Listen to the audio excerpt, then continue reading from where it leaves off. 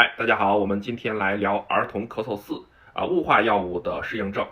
第一类呢，就是支气管舒张剂包括沙丁胺醇、特布他林等等这一系列的支气管舒张剂，不推荐急性咳嗽用这个支气管舒张剂就是2周以内的咳嗽我们不推荐使用那么对于4周以上的慢性咳嗽如果你考虑它是咳嗽变性哮喘的时候可以使用支气管舒张剂用于诊断以及治疗。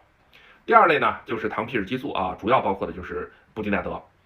对于4周以上的慢性咳嗽我们叫非特异性咳嗽就是我们要排除一定要排一个胸片4周以上的咳嗽，排除肺炎等等这些疾病以后，我们可以去使用糖皮质激素吸入2到4周来进行评估在2到4周以后，由专业的儿科医生再重新进行评估，看是否需要继续使用。您学会了吗？父母多学习，孩子少受罪。关注我，我是刘健叔叔。